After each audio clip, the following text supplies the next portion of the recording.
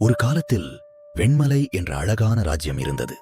அந்த ராஜ்யத்தில் இளவரசி யாழினி வாழ்ந்து வந்தாள். அவள் மற்ற இளவரசிகளைப் போல இல்லை. பெரிய விருந்துகள், நடன நிகழ்ச்சிகள், அரச விழாக்கள் என எதிலும் அவளுக்கு பெரிதாக ஆர்வமில்லை.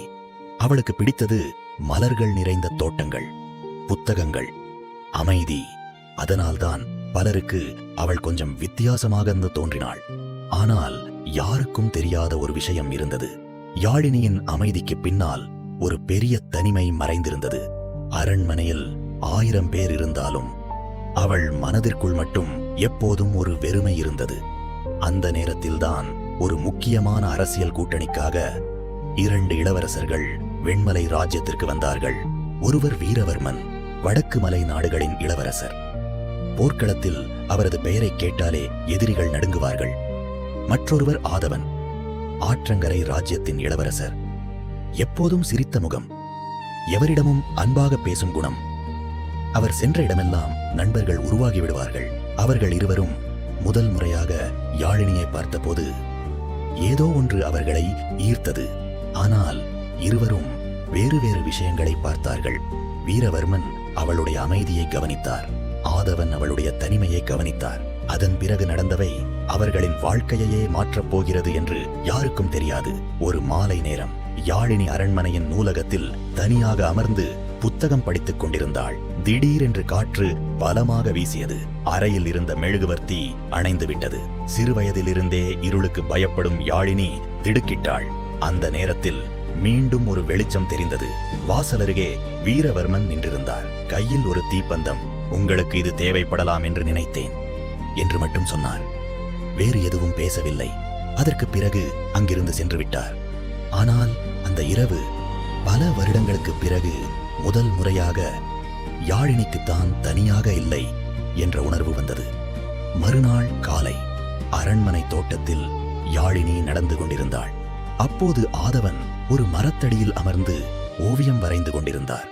அவளை பார்த்ததும் சிரித்தார். நீங்கள் எப்போதும் ஏதோ ஒன்றை மனதில் சுமந்து கொண்டே இருப்பது போல தெரிகிறது என்றார். யாழினி ஆச்சரியமாக அவரை பார்த்தாள். ஆதவன் தனது ஓவியத்தை கிழித்து அவளிடம் கொடுத்தார். அதில் ஒரு ரோஜா பூ வரைந்திருந்தது. உண்மையான பூக்கள் வாடிவிடும், ஆனால் இது வாடாது என்று சிரித்தார். அதை பார்த்த யாழினி மெதுவாக சிரித்தாள். உண்மையாக மனதிலிருந்து. அந்த சிரிப்பை பார்த்ததும் ஆதவன் சில நொடிகள் அமைதியாக நின்றார். ஏனென்றால் அந்த சிரிப்பு அவர் பார்த்த மிக அழகான விஷயமாக இருந்தது.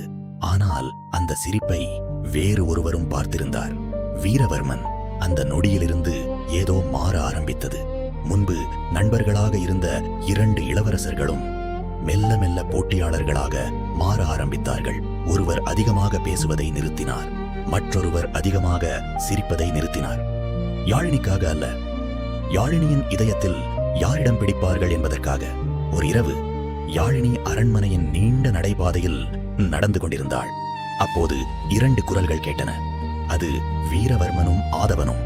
அவர்கள் பேசிக் கொண்டிருந்தார்கள். அவள் எவ்வளவு வலிமையானவள் என்பது உனக்கு புரியவில்லை என்றார் வீரவர்மன்.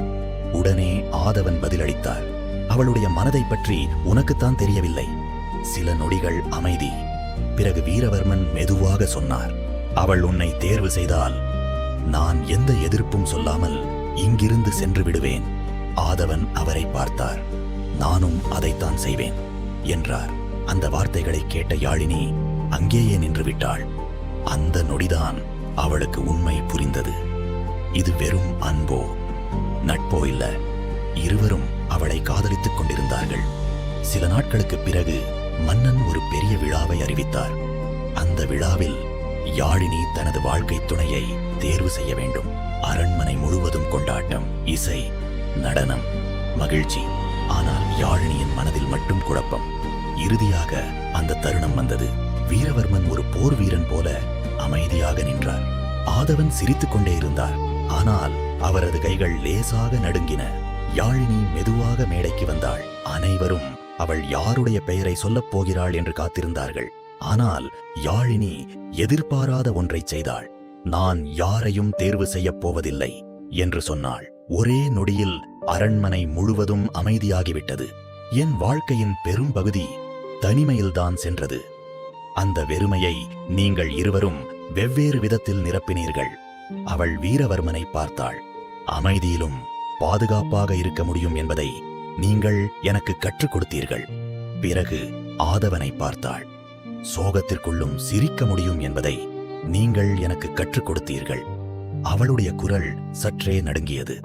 ஆனால் 2 நல்ல மனிதர்கள் எதிரிகளாக மாறுவதற்கு நான் காரணமாக இருக்க விரும்பவில்லை. அவ்வளவுதான். முடிவு எடுக்கப்பட்டுவிட்டது. சில நாட்கள் கழித்து இருவரும் தங்களுடைய நாடுகளுக்கு திரும்பிச் சென்றார்கள். புறப்படுவதற்கு முன் வீரவர்மன் ஒரு வாளை யாழினிக்காக விட்டுச் சென்றார். அதனுடன் ஒரு சிறிய குறிப்பு: உங்களை யாரும் காயப்படுத்தாதபடி. ஆதவன் ஒரு ஓவியத்தை விட்டுச் சென்றார். அதில் யாழினி தோட்டத்தில் சிரித்துக் கொண்டிருந்தாள். அதன் கீழே ஒரு வரி: நீங்கள் மகிழ்ச்சியாக இருக்கும் முகத்தை மறந்துவிடாதீர்கள். அந்த 2 பரிசுகளையும் கையில் வைத்துக்கொண்டு யாழினி நீண்ட நேரம் அழுதாள். அப்போது அவளுக்கு ஒரு உண்மை புரிந்தது. சில காதல்கள் நம்மை அடைவதற்காக வருவதில்லை, நம்மை புரிந்து கொள்வதற்காக வருகின்றன.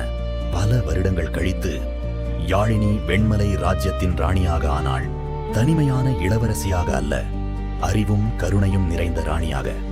சில மாலை நேரங்களில் தொலைவில் மலைப்பாதையில் ஒரு குதிரை வீரரை அவள் பார்ப்பாள். ஆற்றங்கரையில் ஒரு ஓவியரை பார்ப்பாள். இருவரும் தங்களுடைய வாழ்க்கையை வாழ்ந்து கொண்டிருந்தார்கள். ஆனால் அவர்கள் ஒரு காலத்தில் காதலித்த அந்த இளவரசியின் மகிழ்ச்சிக்காக இன்னும் பிரார்த்தித்துக் கொண்டிருந்தார்கள். ஏனென்றால் சில காதல்கள் நீ என்னுடன் இருக்க வேண்டும் என்று முடிவதில்லை, நீ மகிழ்ச்சியாக இருந்தால் போதும் என்று முடிகின்றன.